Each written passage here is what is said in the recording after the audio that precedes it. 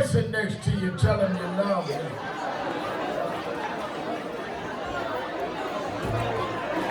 Jumaane, William.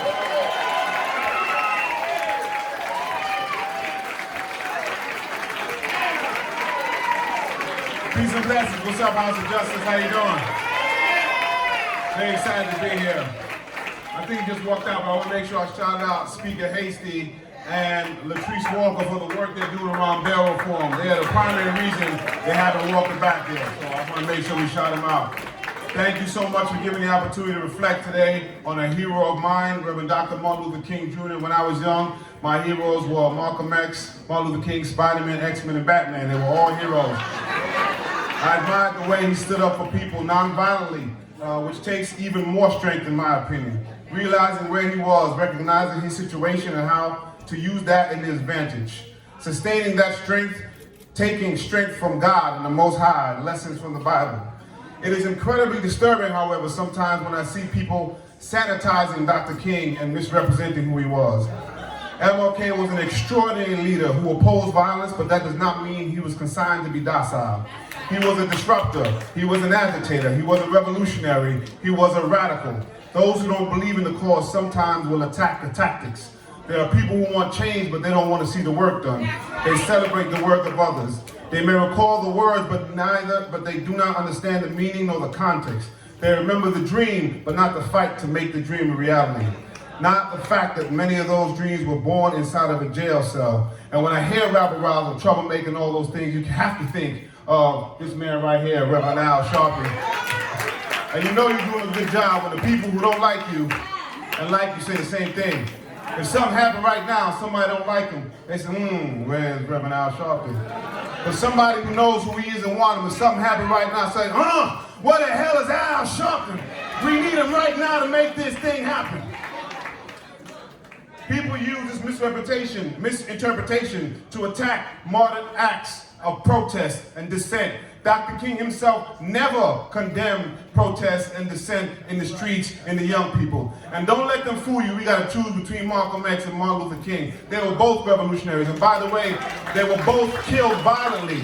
They want you to believe that it is the way you protest. But the fact is, it is how you protest that disrupts the system. I mean, the fact that you protest at all is what disrupts the system.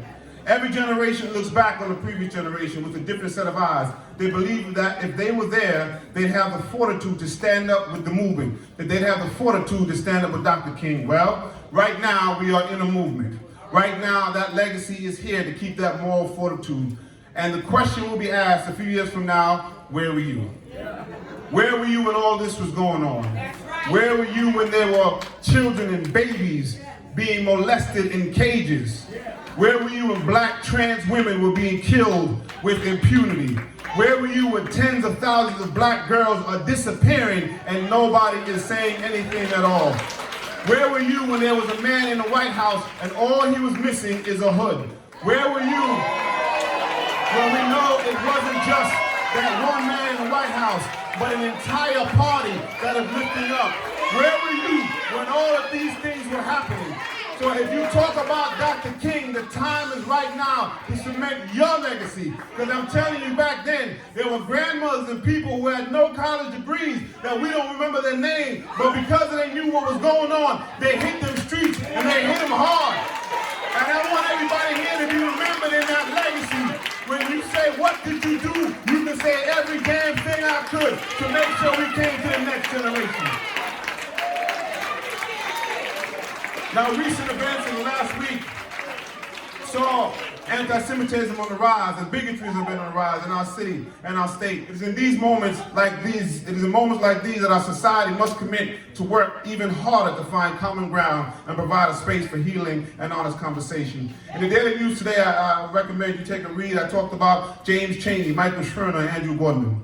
3 civil rights workers, 1 black and 2 Jewish men brutally murdered by members of the Ku Klux Klan in Philadelphia, Mississippi on the night of June 21st, 1965.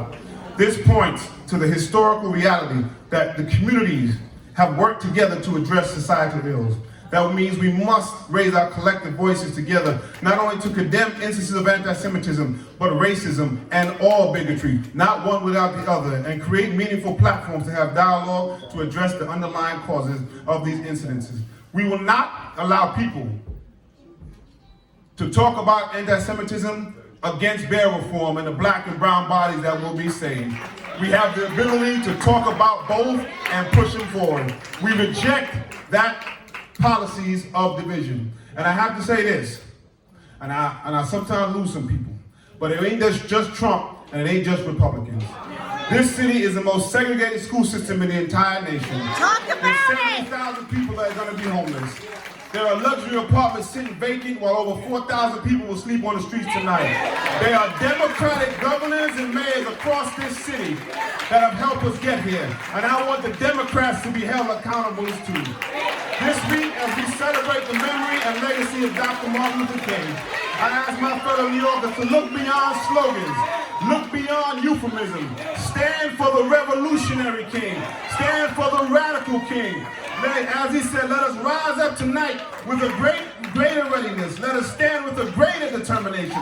Let us move on these powerful days, these days of challenge to make America what it ought to be.